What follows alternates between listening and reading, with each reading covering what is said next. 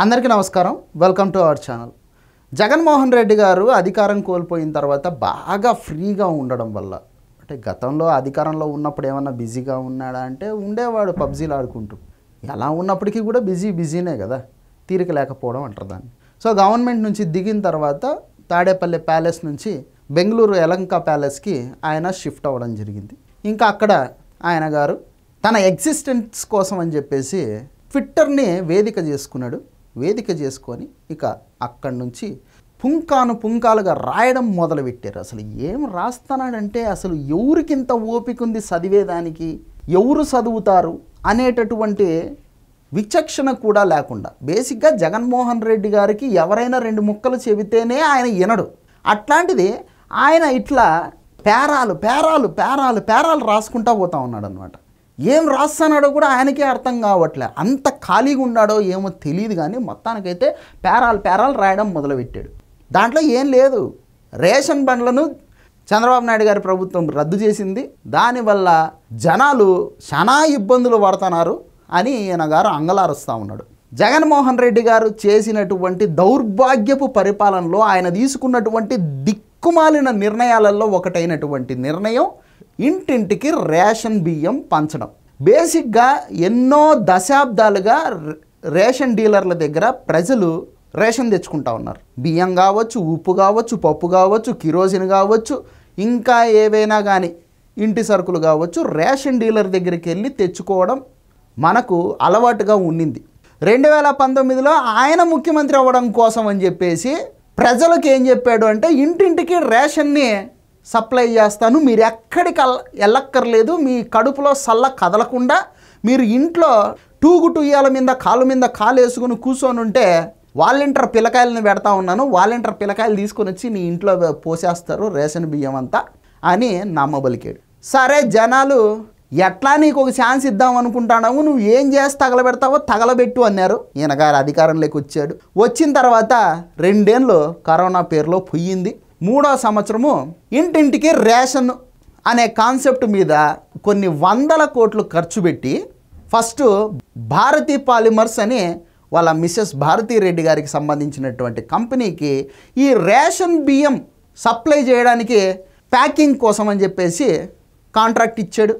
తర్వాత ఆ భారతీ పాలిమర్స్ వాళ్ళు ప్యాకింగ్ కవర్లన్నీ ప్రింటౌట్ కొట్టించిన తర్వాత దీనిలలో ముగ్గిపోతున్నాయి, ఇవి బాగుండవు అని చెప్పేసి వాటిని పక్కన పడేసి ఏం చేశాడు, వాలంటీర్ పిల్లకాయలు తేవడానికి ఇబ్బంది పడతా ఉన్నారు కాబట్టి ఇంటింటికి రేషన్ బియ్యం ఎట్లయినా తీసుకొచ్చి పోస్తాను అని చెప్పేసి అనవసరంగా దాదాపు 297 కోట్ల రూపాయలు ఖర్చు పెట్టి టాటా ఏసీ వాహనాలు కొన్నాడు.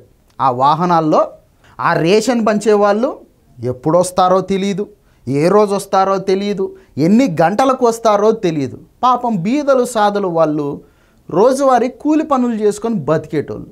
వాళ్ళు ఆ బండి ఎప్పుడు వస్తుందో తెలియక, ఎన్ని గంటలకు వస్తుందో తెలియక పనులు అన్నీ వదిలిపెట్టుకొని కూలి కూడా పోగొట్టుకొని ఎదురు చూస్తా కూర్చుండేటటువంటి పరిస్థితి. తీరా ఆ బండి వస్తే ఇంటింటికి పంచుతానని జగనన్న చెబితే వాళ్ళు మాత్రము వీధిలో ఒక చోట నిలబెట్టేసి అందరూ పొలోమంటూ పోయి వాళ్ళు ఇచ్చేటటువంటి ఆ 15 కిలోల బియ్యం కోసము వీళ్ళు ఒకరోజు కూలెంతా పోగొట్టుకొని ఎదురు చూసేటటువంటి పరిస్థితి. ఇట్లా నానా కష్టాలు పెట్టాడు 5 సంవత్సరం పాటు జగన్మోహన్ రెడ్డి. కానీ ఇప్పుడు ఉంటానులే, రేషన్ కష్టాలు ఎందుకు తెస్తున్నావు బాబు అని చెప్పేసి ఇంత పొడవున దీర్ఘం తీసి ట్విట్టర్లో రెట్టలేస్తూ ఉన్నాడు ఈ ట్విట్టర్ రెట్టల రెడ్డి. సరే నాకు అర్థం కాక అడుగుతా, జనాలు మేము రేషన్ షాప్ దగ్గరికి వెళ్ళి రేషన్ తెచ్చుకోలేని పరిస్థితిలో ఉండాము అని జగన్మోహన్ రెడ్డికి ఎవరన్నా అన్నారా? దశాబ్దాలుగా జనాలు రేషన్ డీలర్ దగ్గరికి వెళ్ళి తెచ్చుకుంటా ఉన్నారు ప్రశాంతంగా. నెలలో 15 రోజుల పాటు రేషన్ ఇస్తారు. రోజువారీ కూలీలు పొద్దున్నే కూలికి వెళ్ళిపోయి సాయంత్రం ఇంటికి వచ్చిన తర్వాత సంచులు క్యాన్లు పట్టుకొని రేషన్ డీలర్ దగ్గరికి వెళ్ళి రేషన్ తెచ్చుకునేవాళ్ళు. సాయంత్రం ఓపిక లేదంటే ఉదయం పూటనే రేషన్ డీలర్ దగ్గరికి వెళ్ళి రేషన్ తెచ్చుకునేవాళ్ళు, ఇంట్లో పెట్టుకునేవాళ్ళు, తర్వాత చక్కగా కూలి పనులకి వెళ్ళేవాళ్ళు. అట్లాంటి వాళ్ళని సోమరిపోతుల్ని చేయడానికి, వాళ్ళ కడుపు కాడ కూడు తీసేయడానికి నువ్వు చేసినటువంటి దిక్కుమాలిన నిర్ణయం ఇది.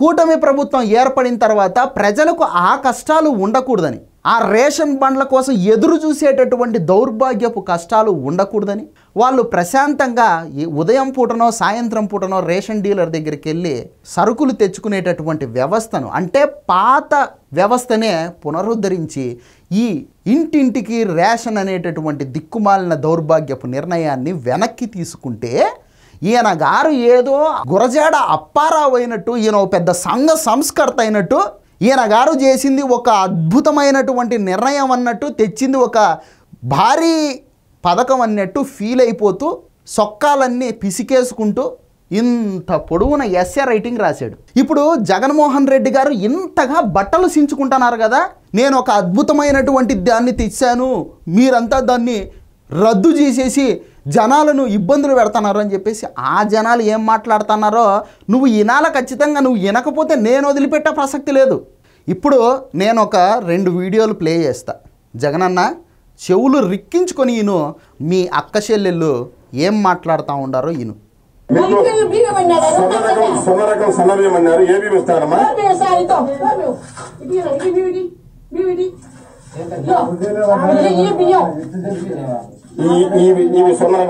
కాదా?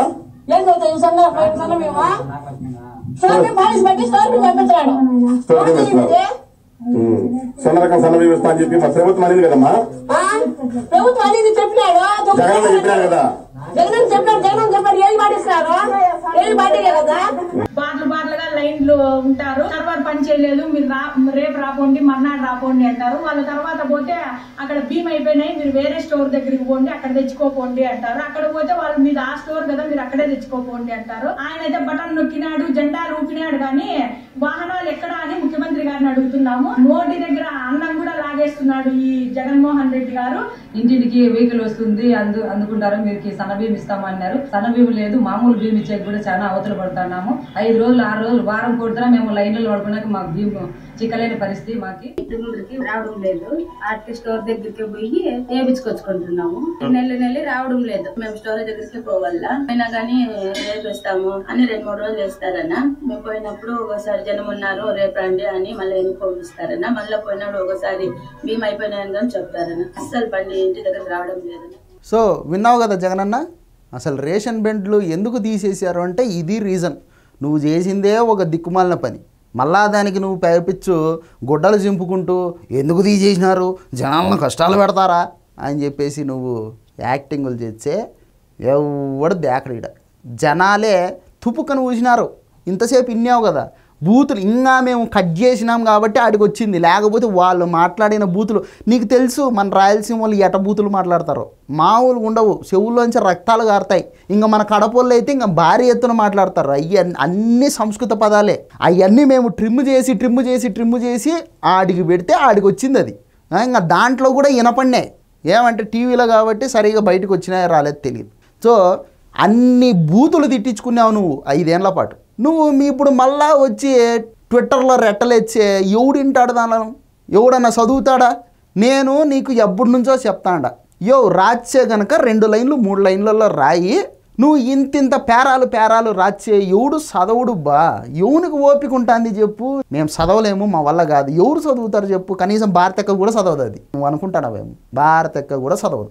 కాబట్టి చిన్నగా రాయి, 2-3 లైన్లలో తెగ్గొట్టేయి. బాబాయ్ తలను తెగ్గొట్టినట్టు 2-3 లైన్లలో మ్యాటర్ను తెగ్గొట్టేయి. ఇంకా ఈ రేషన్ బండ్ల గురించి నువ్వు ఎక్కువ మాట్లాడతావేమో, మాట్లాడగాకు. జనాలు మళ్ళా నవరంధ్రాలతో నవ్వుతారు. ఇది వీడియో. ఈ వీడియో నచ్చితే లైక్ చేయండి, సబ్స్క్రైబ్ చేయండి, షేర్ చేయడం మాత్రం మర్చిపోద్దు. Thank you.